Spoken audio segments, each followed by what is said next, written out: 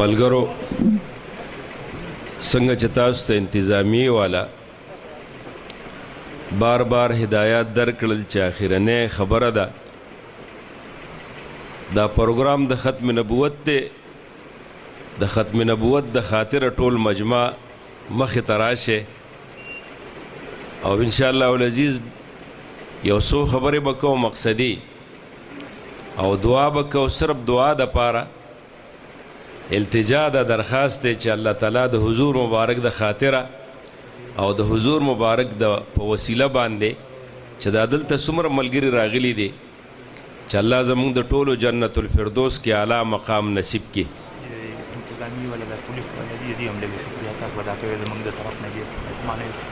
زمونږ چې څومره انتظامیه والا که زمونږ د ختم نبوت ملګري دي او کاغه پولیس ورونه دي دا نن په یو ډېر بهترین امر کې او په یو بهترین کار کې مصروف دي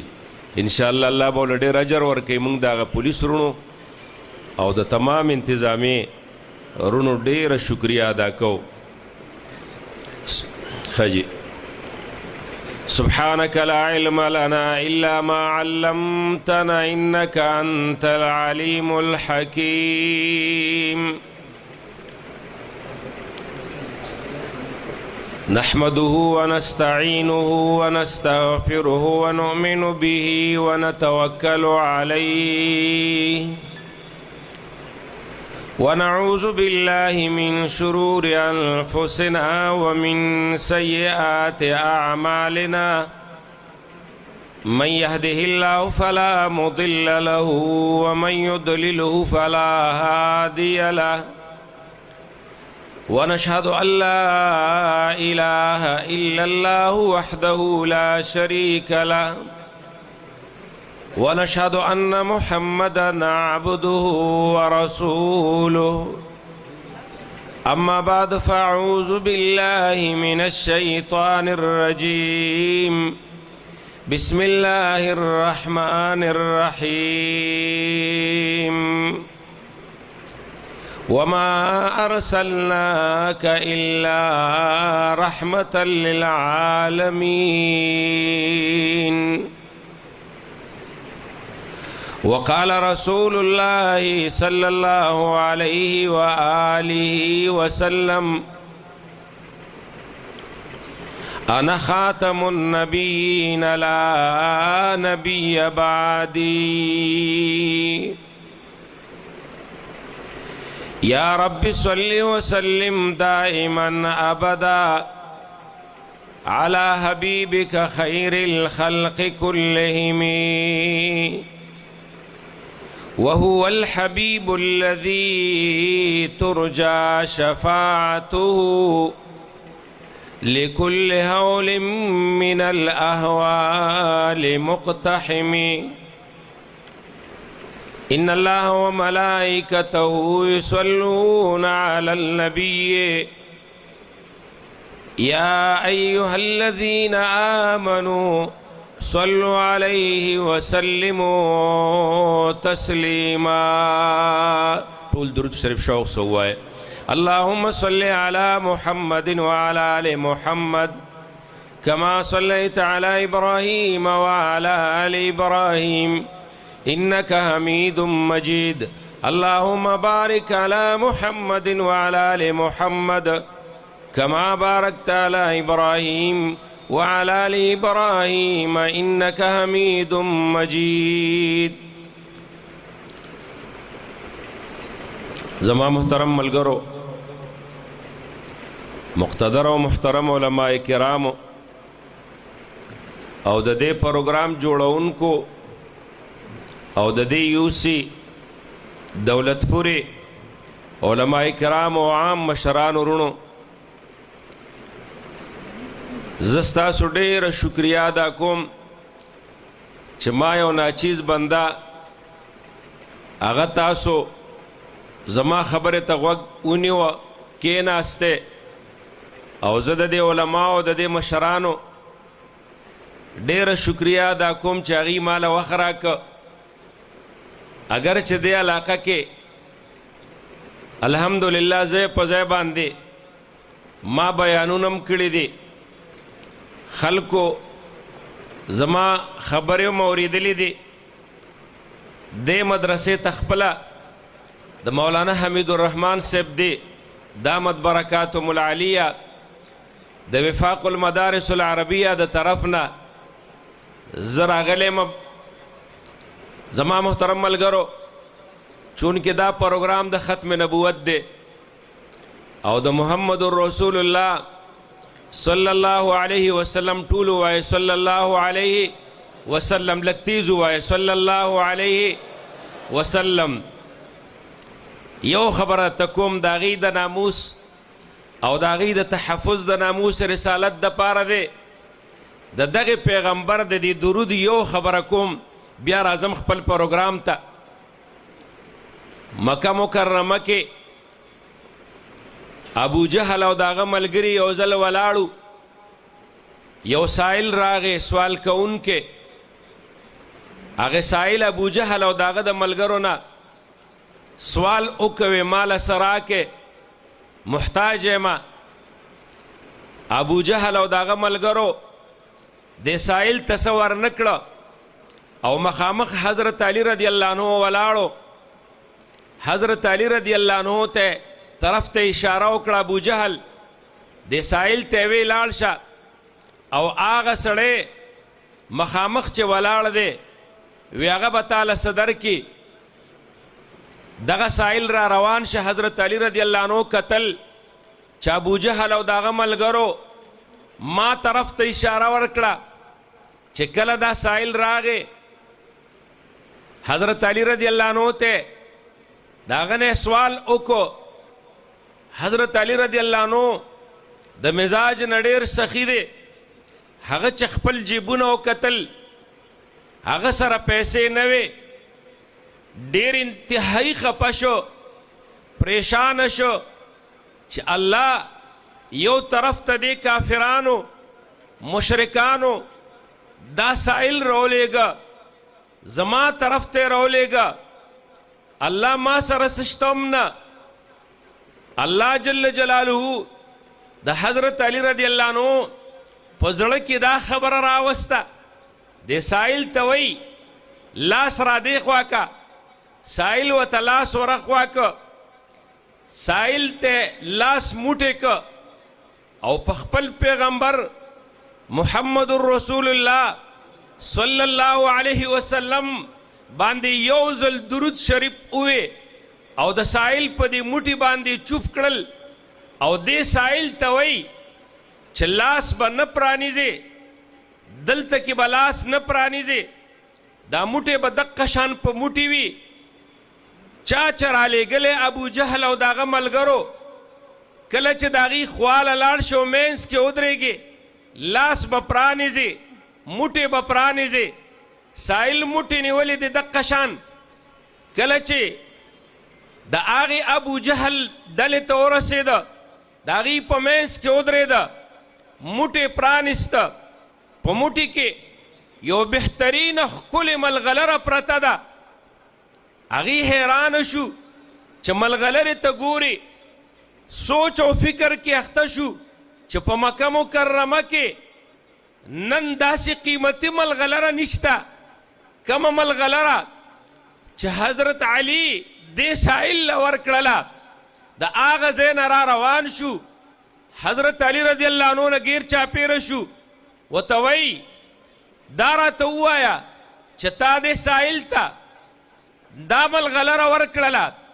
تا سره دا ملغلره کوم ځای وه، موږ لږ خبر که د دې نه.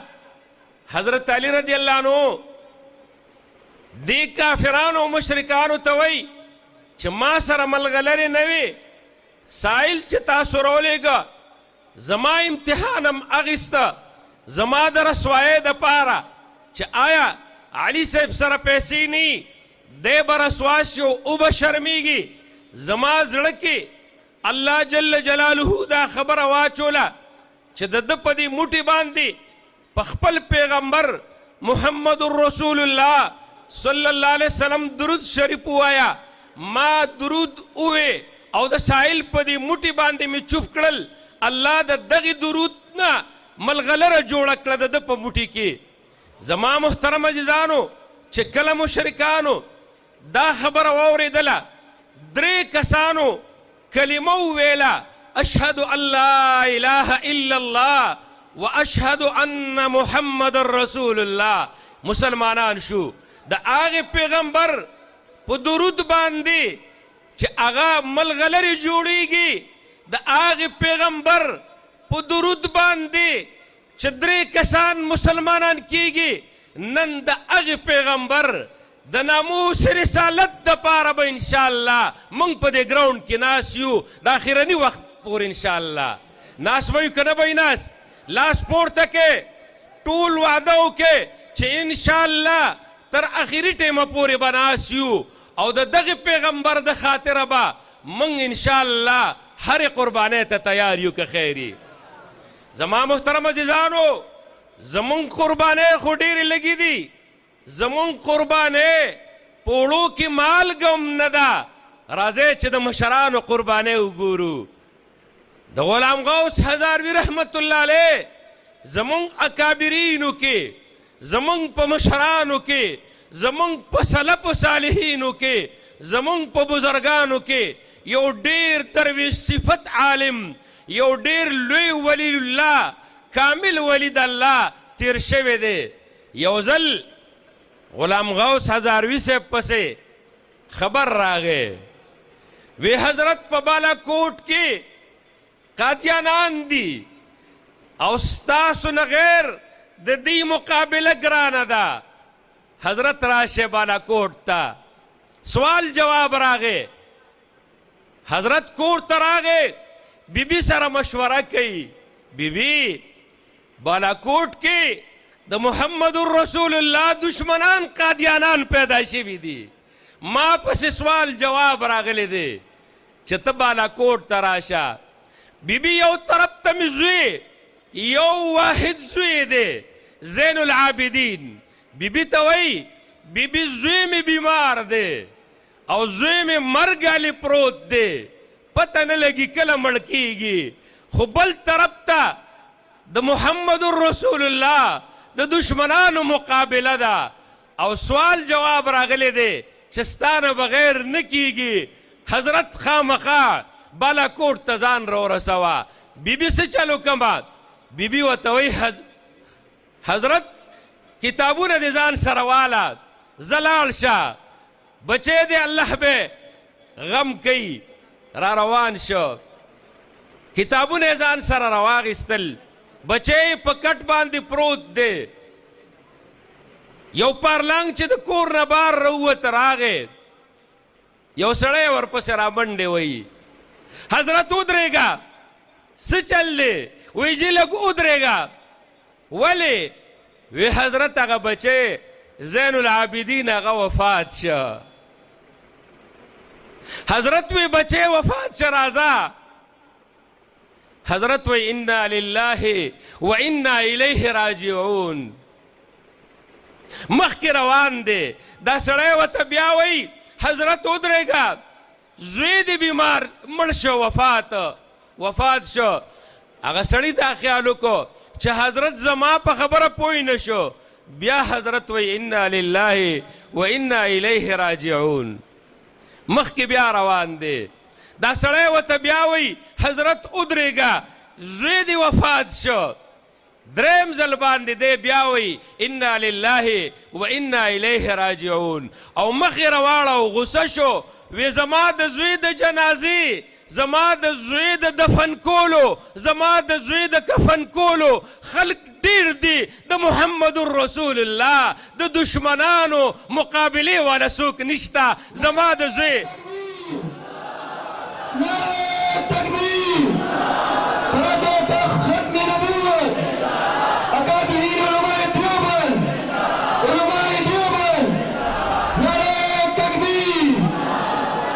وی زما د زوی جنازه کفن دپن به خلق وکي زه واپس د زوی جنازې له نه ځمه زه واپس د زوی زیارت ته نه ځمه زه واپس د زوی ملاقات ته نه ځمه زه د محمد رسول الله د دشمنانو مقابلې له ځم هغه د هغه ځای نه روان شو زوی یې پرېښوده او د دعاوې خلکو او داشنغر خلکو رښتیا ووایه موږ به دومره قرباني وکړو موږ د وخت ورکولو قرباني موږ ته ګرانه ده موږ ته د مال ورکولو قرباني هم ګرانه ده او د محمد رسول الله د خاطره خلکو د سر قرباني ورکړې ده مال څه شی دی محترم عزیزانو تاسو ته پته لګي په 1930 کې د انګریزانو حکومتو عطاالله شاه بخاري رحمت الله علیه تقریر وکړ یو مجمع ته وی اے مجمع والا وی د رسول الله مبارک په شان کې سړی ګستاخي کړې ده رسول الله مبارک یې خفه کړی دی څوک دې په دې مجمع کې چې رسول الله مبارک خوشحاله کی او د رسول الله مبارک ګستاخ جهنم رسید کی مجمع کې یو نوجوان ناست دی د عطاالله شاه بخاري رحمت الله علیه خبر یې ځان سره واخیستله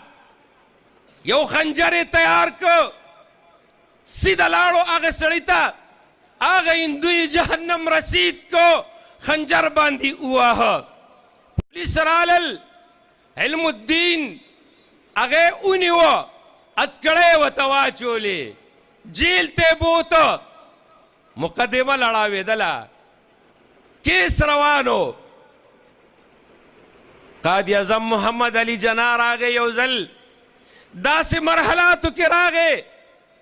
چې آخرینی مرحلات دي علم الدین پانسی کیږي حکم پی جج کوي چې دا پانسی کو قائد اعظم محمد علي جناح ورته وایي علم الدینه پانسی کیږي زه دې د پانسۍ نه بچ کوم ما ته په کاغذ باندې بیان بدل کا ووایا چې ما د دغه پیغمبر دشمن ګستاخ رسول وجلی دی نو زه نه یم پوه شوی زما دماغ حاضر نو کار یې نه کاو ما د نبی علیه السلام دا دشمن په دغه حال کې وجلی دی زما محترم عزیزانو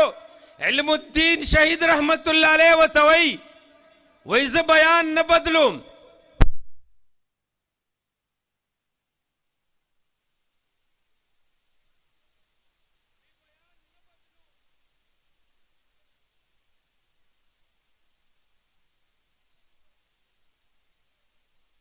ویزه بیان زکه نه بدلوم چې کله نه جیل ته راغلی ما محمد رسول الله صلی الله علیه وسلم خوب کې وینم هره شپه چې علم الدینه دواړه به کله ملاقات کوو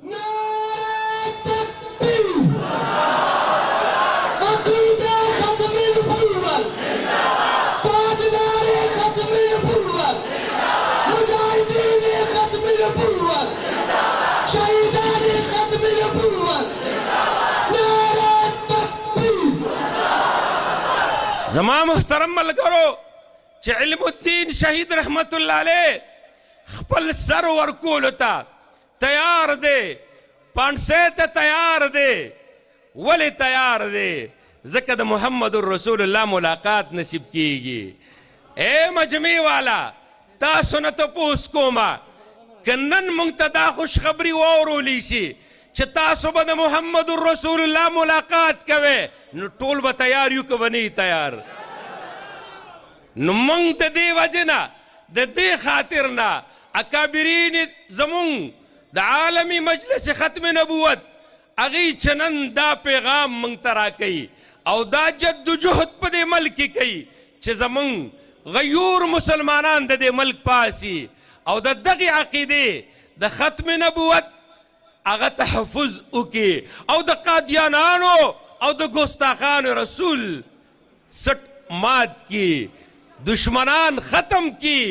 محمد رسول الله مدینه منوره کی خوشحاله کی خوشحاله به کنه به خوشحاله خوشحاله به کنه به خوشحاله ان شاء الله چې خوشحاله نو 7 ستمبر باندې به ان شاء الله پیښور ته ځو که خیری ان شاء الله زما محترم عزیزانو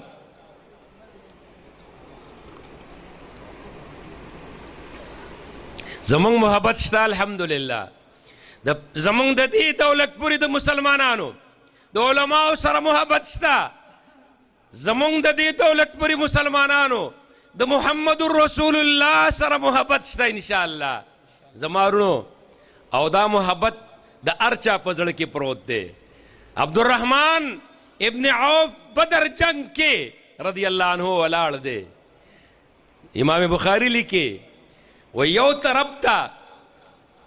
یو کم عمره نوجوان ولاړ دی، بل طرف ته بل کم عمره نوجوان ولاړ دی. عبدالرحمن ابن عوف وایي زړه کې ویمه چې کاش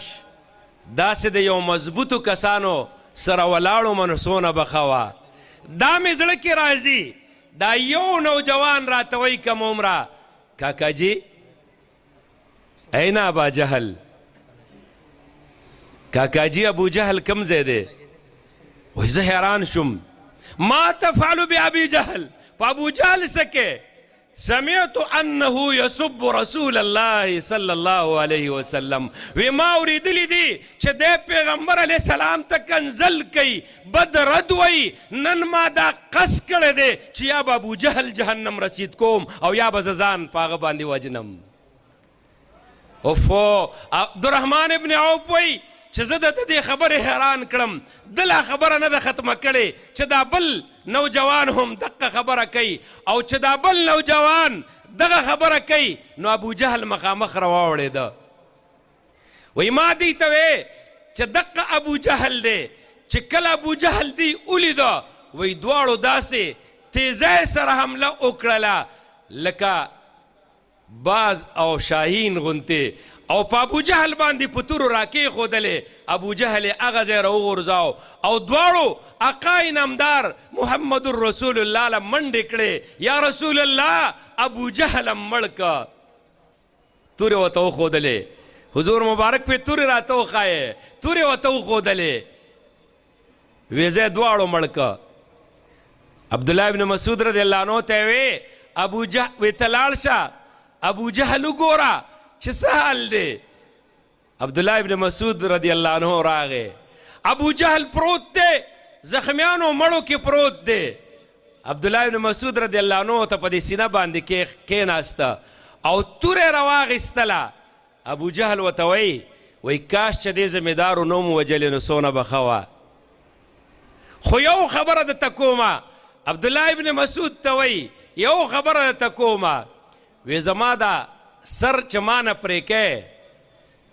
نو زه تا ته لږ سوال کوم چې زما دا لږ ښکته ویښ کې دا غړی کټ کا چې په دې نورو سرونو کې زما دا غړانګه لږ نمایان ښکاري وي. دومره متکبر انسان و. زما محترم عزیزانو د رسول الله مبارک سره د هغې مینه وه، د هغې ورسره محبت دی.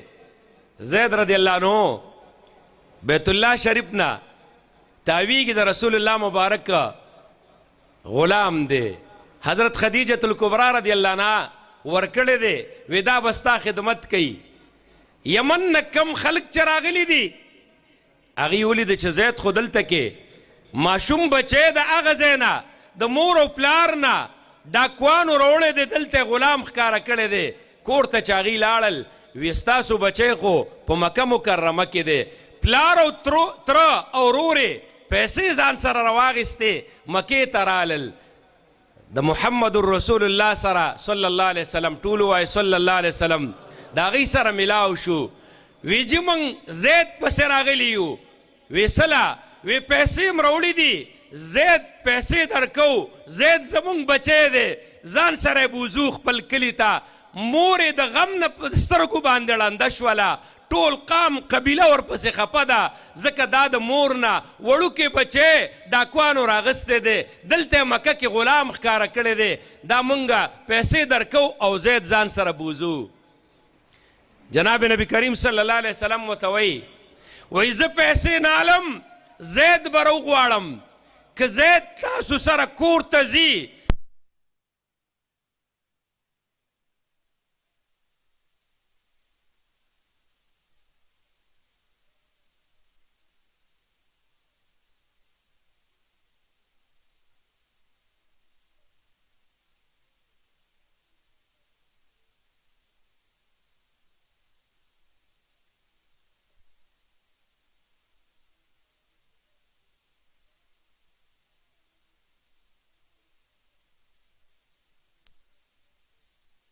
ټول درمنده ته موږ سره بچې ځې که نه موږ راغلي یو حضور مبارک زید ته وایي زیده دی راغلی دي تا بوزي کور ته ته د دوی سره ځې حضور مبارک ته زید وایي یا رسول الله زما پلار هم ته زما کلی مکه ده زه خپل کلي ته نه ځم خپل پلار او مور له زه به تا سره دلته زندګي تېرومه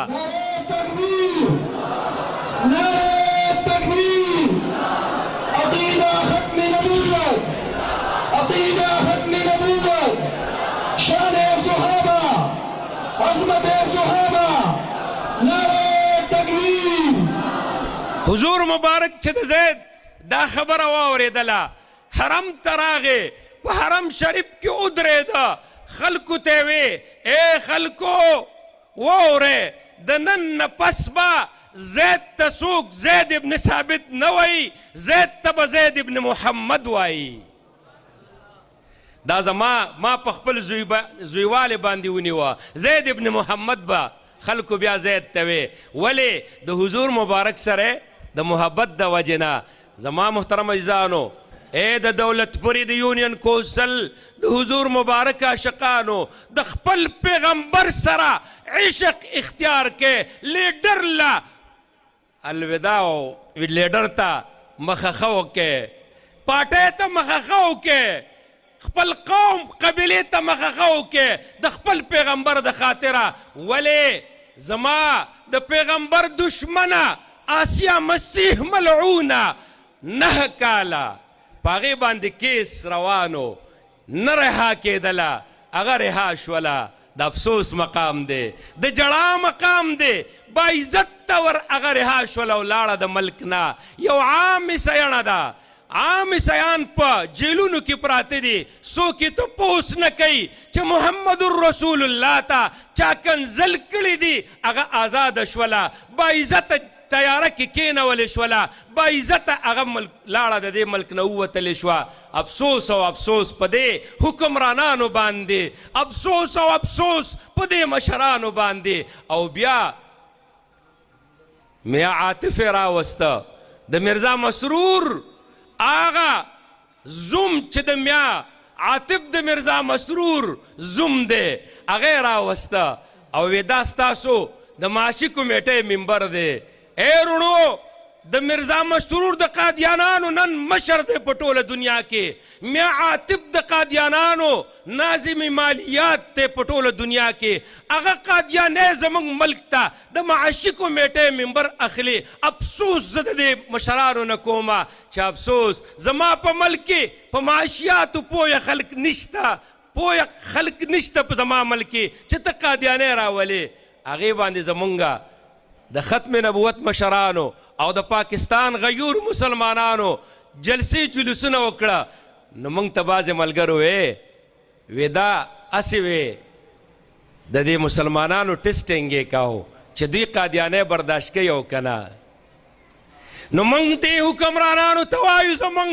د محمد رسول الله متعلق ټسټینګ مه کوئ دا عاشقان به د محمد رسول الله د خاطر انشاءالله سر ورکولو ته تیاري نعرة تكبير نعرة تكبير گستاخ رسول کی ایک سزا گستاخ رسول کی ایک سزا نعرة تكبير زما محترم عزیزانو بیا بلې کارنامې ته ګورئ بیا بلې خبرې ته ګورئ کارتارپور بارډر نو آزاد شوی بندو ځکه کارتارپور بارډر هندستان ته مخامخ دی قادیان دغه هندستان قادیان چې کوم کلی د هغې ته مخامخ دی کارتارپور بارډر یې آزاد که او د کارتارپور بارډر